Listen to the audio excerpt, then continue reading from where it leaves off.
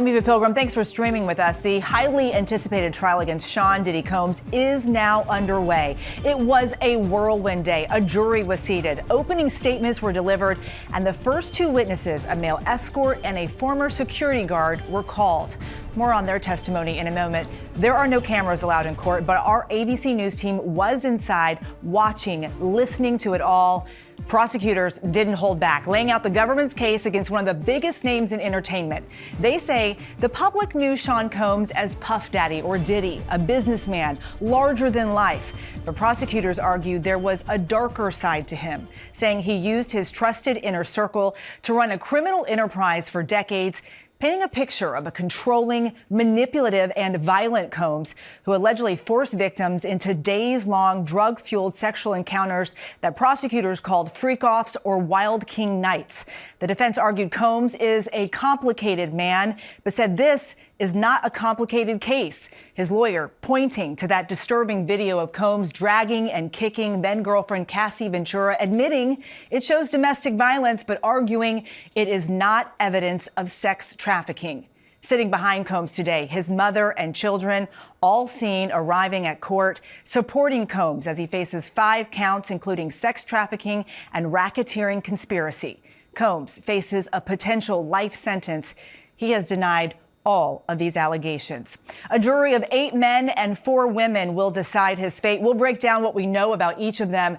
There is a lot to get to after a jam-packed day in court. I want to get right to Chief Investigative Correspondent Aaron Katersky, who was in court for this first official day of the trial. Aaron, opening statements began today. Break down these arguments for us.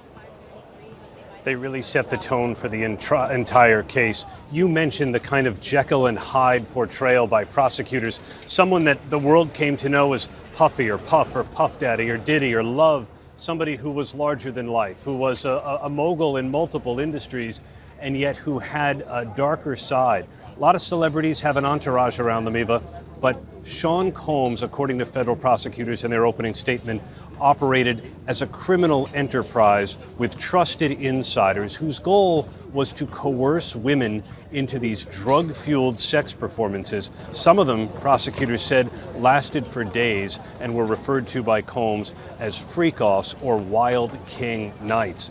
And the defense sought to downplay these episodes, calling them the consensual threesomes of a celebrity who led a swingers lifestyle.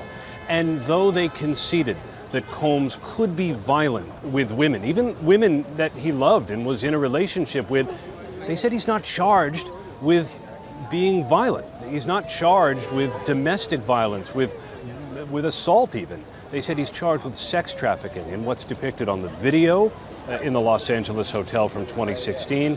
And in other episodes, they say may show Combs being violent, but doesn't show him being a sex trafficker. And they say it wasn't part of any racketeering conspiracy as alleged. And we saw Sean Combs' family going into court today. Did he interact with them at all? He did, right from the start. He came into court, Eva, all smiles as his eyes immediately locked on to his family seated in the second row, his sons and daughters, his mom, all there to support him. He blew them kisses in court, made gestures across his heart. But once the opening statements began, Combs was much more dispassionate. At one point, as a man who says he was paid to have sex with Cassie Ventura while Sean Combs sat in the corner masturbating, Combs pushed his chair away from the defense table. His arms went down and he crossed his legs, listening impassively to all of this. At that point, when the male escort was testifying, his daughters left the room. The first witness, former Intercontinental Hotel security guard Israel Flores, testified about responding to that now infamous incident, speaking with Combs and his ex-girlfriend, a key witness in this case, Cassie Ventura. How did Flores describe that day? He set the tone by immediately, as the first witness, taking jurors back to 2016. It was March 5th when Flores said he responded to a call from hotel staff of a woman in distress on the 6th floor. He goes up the elevator. He sees Sean Combs sitting in a chair with what he described as a devilish stare, and Cassie Ventura clearly shaken. And he walked the jury through hotel security footage. Some of it that the prosecutors played outright, some of it that Flores had captured on his phone, and it shows the detail of what occurred. There is Cassie. She's in blue pants and a hoodie. She's not wearing any socks. She reaches into a bag at the elevator, and as she's putting on her socks, Combs comes barreling around the corner, knocks her down from behind, stomps on her, and the episode continues from there. And Aaron, I have to ask you, we are seeing these sketches of Diddy in court. He looks very different than how many may remember him appearing. Tell us how he looks. Well, he's certainly much grayer. You know, we've seen him that way over his last few court appearances, but people who may be, tuning in and seeing him for the first time here at the onset of trial, he's not allowed to color his hair in jail while he's incarcerated, so he's gone gray, both his hair and his beard. He's thinner than we saw him, certainly than when he was first arrested, much less bloated than he appeared at that September date, and he is right now impassive, as prosecutors have control, describing what they say he did. Aaron Katersky for us there. Aaron, thank you so much. Let's dig in deeper on who is in this 12-person jury that could decide the fate of Sean Combs, as well as the legal teams involved in this high-profile case. Here to break it all down for us is ABC News legal contributor Brian Buckmeyer, who's worked as a defense attorney here in New York City. You've also closely been following this case. You were in the courtroom today. Let's talk about this jury. 8 men, 4 women. What do we know about them? So yeah, we actually know a lot. And as you pointed out, 8 men, and these are some of them. We know some of their jobs: massage therapists, retired telephone linemen. But aside from gender and employment, the other thing I want to focus on is age. We have a number of individuals who are over the age of 50. And the reason why I point that out is 2 things. One, it's pretty understandable. This is going to be a case that's going to last for 8 weeks. You got to think about who can take that much time off. The other aspect of that as well is when you're talking about consent, we as defense attorneys seem to see a difference between young people and their understanding of consent and older people. So this may benefit the defense to some degree. And of course, we have the women here as well, 4 of them, and 1 age 74. Why do you think these jurors were chosen? So sometimes when it comes to choosing a jury, it's not just choosing who it is on the jury, it's eliminating those you don't want to be on the jury.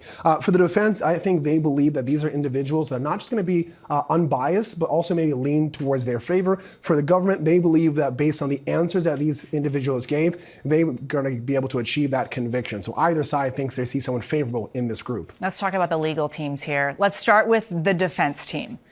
Yeah, so we have some big names that you may know. Mark Agnifilo, you might have known him from the XM Defense, where he represents Keith Raniere. Tenny Garagos, the last name may be familiar there as well. Mark Garagos' daughter. Alexandra Shapiro is one of the appellate attorneys.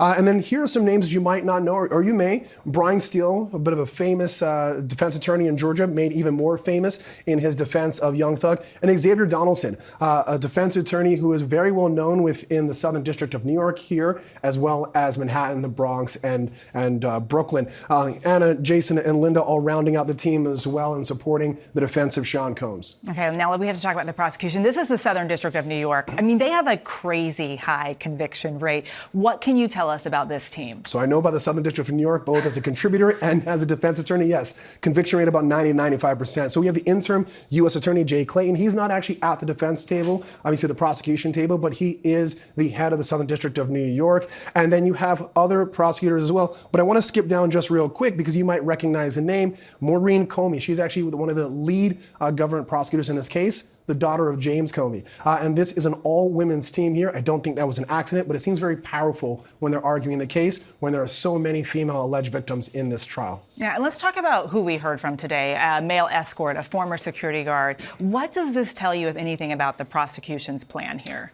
2 things. One, they're laying the foundation for someone very important to testify. They want that video in, and they also want the individual who was allegedly forced to have sex with that male escort to be able to testify as to that event, that being Cassie. We believe, or I think it's probably easy to assume, that she'll be testifying, if not first thing tomorrow morning, then at some point in time tomorrow. Now, that could be, in essence, just kind of like a strong, powerful witness. This is, as the prosecutor says, victim number one, but it also could just be logistics because we know that she is pregnant, very much so, and they might want to just let her get in, out, and get out as quickly as well. Yeah, also you can't travel too late into your pregnancy, one of those things that we all know about. Today, Cassie Ventura's husband was actually seen leaving the courthouse. Tomorrow, we're expected to see her possibly taking the stand herself. That's pretty early in a case, right? So it depends on the strategy. I can see why that would be perceived early. This is supposed to be the star witness. Why wouldn't you want to lay the groundwork for more evidence first before you have the major witness? But when it comes to convincing people, convincing a jury, oftentimes recency, meaning getting that information out there first, and frequency, how often you talk about it, is a great way to lock in that information to a jury. And then, of course, just timing. Life for her means that just to start sooner rather than later. Brian Buckmeyer, always helpful. Thank you so much. My As pleasure. Brian mentioned, the 12 New Yorkers selected for this jury will spend weeks in the courtroom hearing evidence from both sides. And joining me right now is Eric Rudish. He's not part of this trial, but he has spent decades researching juries with attorneys as a jury consultant. Now, we know, Eric, from court records that Diddy's team is using a jury consultant. When you work on a trial like this one, how much do you really know about these jurors? Well, you try to find out as much as you can, certainly. So based on the 12 jurors, the information we have, in addition to gender and age, as a jury consultant, we're also looking at their occupation. So are they going to approach this case more from an emotional standpoint or an analytical standpoint? And based on the 12 jurors' occupations, there are several jurors that are good for the prosecution. There is a social worker, there's someone who works at a nonprofit, there's someone who works at a nursing home. But there are also more analytical jurors who are more likely to scrutinize the evidence, such as an investment analyst, a logistic analyst, and even a scientist. Let's drill down into that a little bit more, since you were talking about their jobs and the jobs that they have. How do attorneys use that information as they make their arguments to play to these ideas that they have about these jurors? So it's a very emotionally charged case, and the prosecution is certainly going to use that, the emotional element to help prosecute their case. For the defense, they want jurors to separate the emotional aspect of the case, and you saw it from up front. The one theme is that whatever Sean Combs' actions were, it's separate from the charges that are being brought forth against him. So you want someone who could separate the emotional aspect about this case from the evidence, or how they will approach the charges and whether or not they feel that John Combs is ultimately guilty. Eric Rudish, thank you so much for joining us today.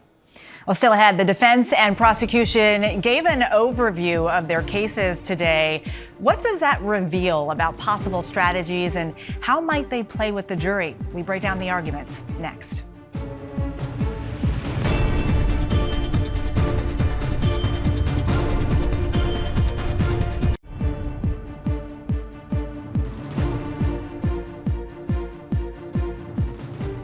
Back now to the case against Sean Combs. ABC News legal contributor Brian Buckmeyer is back with us. Also joining us, attorney and legal analyst Ebony K. Williams. Brian, let's start with you because you were in court today.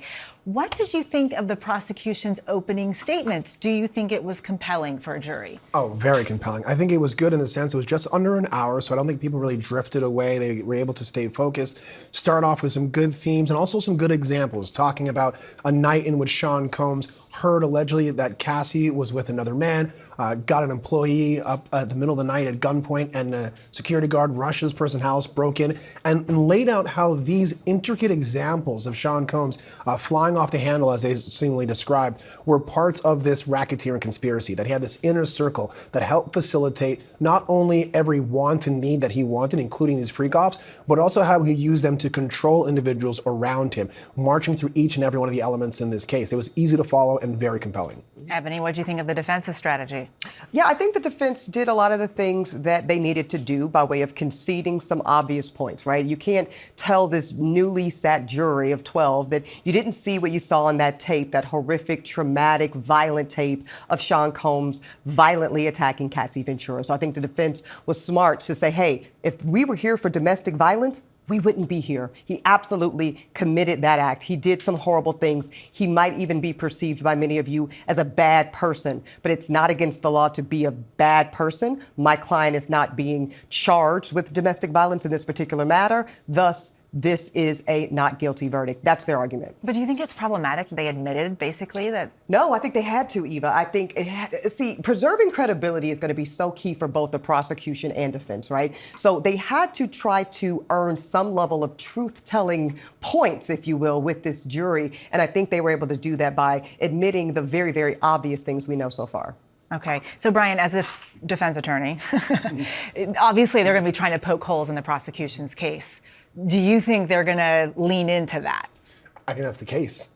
As Ebony laid out, you have to admit to some degree to garner credibility. You can't go and look at that video and be like, well, that's AI. That's not really our client doing that. And I think there's a strength in saying he is guilty of some things, but he's not guilty of anything. And I think Tenny Garagos, the defense attorney who did the opening statement, a very well-reasoned, well-argued opening statement, said it's not about whether or not he's a bad person, it's whether or not the government or the prosecution has proven their case. And these are the allegations, these are the charges, these are the elements, and juxtaposing and saying this is domestic violence, this isn't coercion, going to the heart of what sex trafficking and racketeering is, saying it's not this, it's this is what he's charged with, not this, not guilty. I think it was the only argument that could be made. Okay, the name of the show is called Burden of Proof, Ebony. So what is the burden here? Yeah, it's a clear and very, very difficult one, actually, if you're the prosecution. They have to prove beyond any reasonable doubt, keyword there is a reasonable doubt, that Sean Combs is guilty of everything Brian laid out,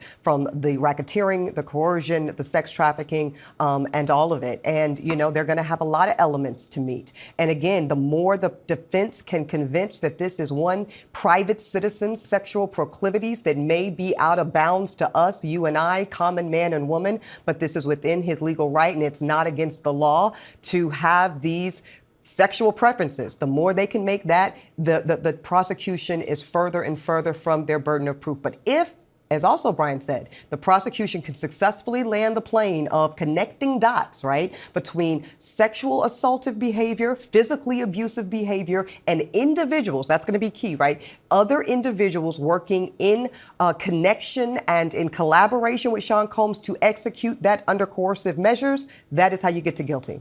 Ebony K. Williams, Brian Buckmeyer, thank you both so much. Coming up, a music mogul on trial, the cultural impact and public perception as Diddy's trial begins and his former girlfriend prepares to take the stand.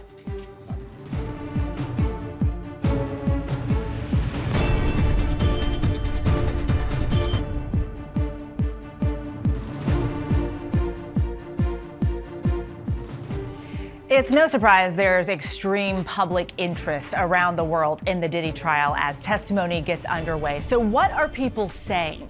For that, we turn to Kelly Carter, who covers entertainment and pop culture for us. Kelly, we heard it from prosecutors how Combs created this empire and that the public saw him as a larger-than-life cultural icon. Yet prosecutors say there was this other side to him. He's pleaded not guilty to all the charges. The interest is crazy, though. We've got to talk about the lines outside the federal courthouse this morning. Our Aaron Katursky said it was more than a block long. One guy was in the front of the line trying to scalp his seat for $350. Have you ever heard of such a thing? I have never heard of such a thing as someone trying to scalp a ticket to go inside of a courtroom. I have seen, and we all have seen, fandom, line up with signs in support of people. I remember covering that 2009 Chris Brown assault case out here in Los Angeles, and I was met with just hundreds of fans who were outside with those fans in support, with signs in support of Chris Brown, but never someone waiting in line trying to pawn off a ticket as if this is Star Wars. This is something we've never seen before. I'm curious, too, when it comes to Diddy's public image, does the verdict in this trial really matter, or is the damage to his reputation already done? I think the damage is significant, and quite frankly, I think that the court of public opinion is ultimately going to weigh so heavily, if he is found not guilty of these charges. I don't think that we should all imagine a world where he goes back to business as usual, because I think we know too much, and that's kind of the sentiment, I think, of a lot of people who've been paying attention to today's testimony and who read anything going into today's testimony. We know too much, and people are going to have very strong feelings about the things that they've discovered about him. Kelly Carter, thank you so much for being with us. Thank you. And thank you for joining us for this episode of Burden of Proof, the case against Diddy. We'll be back with new episodes every day of the trial, bringing you the latest from the courtroom, plus live analysis from experts and contributors. The show streams right here on ABC News Live, Disney Plus, and Hulu at 5:30 p.m. Eastern. I'm Eva Pilgrim. Have a good night.